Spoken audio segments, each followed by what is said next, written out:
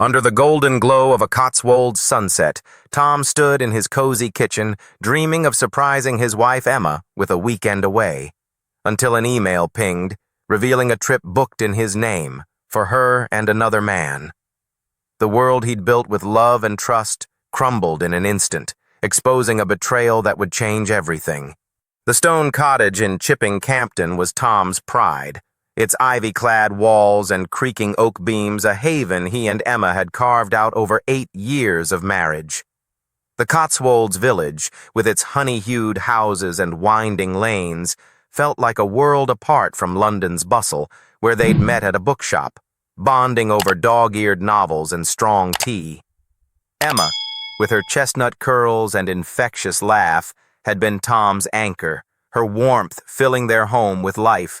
Sunday roasts, their daughter Sophie's finger paintings on the fridge, evenings by the fire with glasses of red.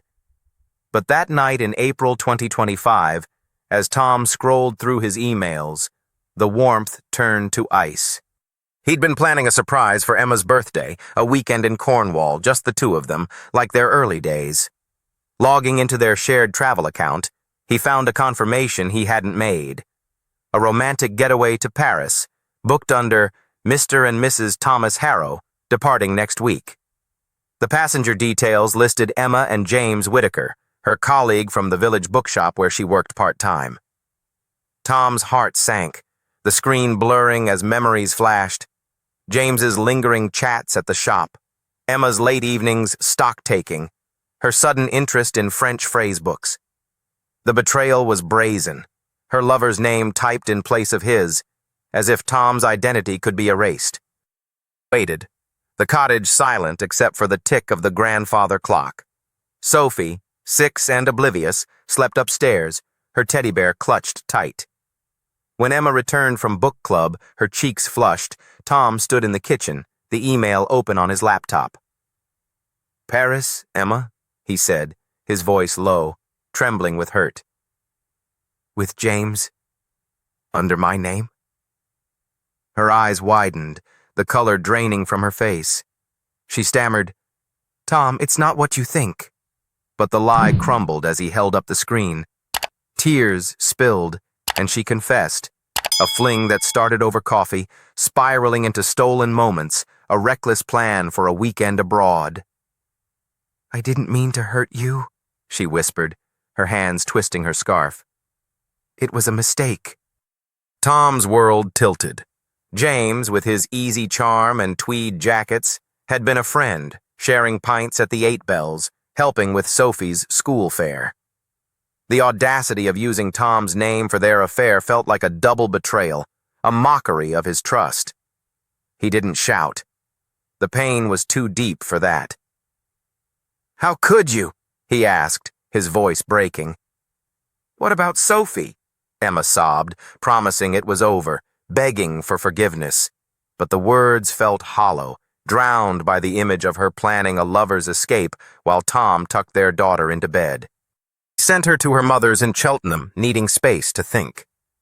The cottage, once a sanctuary, felt haunted. Every teacup, every photo of their Cotswolds walks, a reminder of her deceit. He thought of Sophie, her bright eyes and endless questions, and knew he'd shield her from this as long as he could.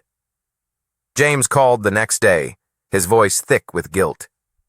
"I'm sorry, mate," he said. "It just happened." Tom hung up, the word mate, a bitter echo.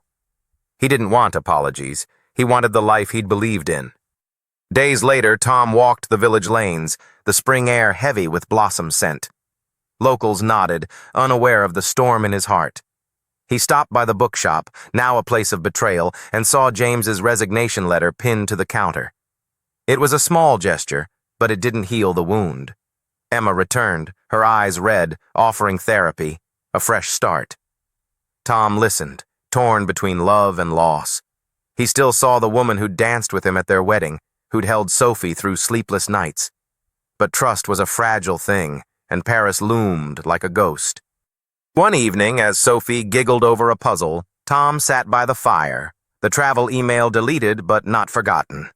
He Niners of the Cotswolds, with its rolling hills and ancient stone, had taught him resilience. Things grew back, even after frost. He didn't know if he could forgive Emma, but for Sophie, for the home they'd built, he'd try.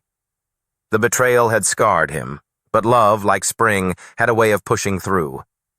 He took Emma's hand, the first step toward something new, uncertain but rooted in hope.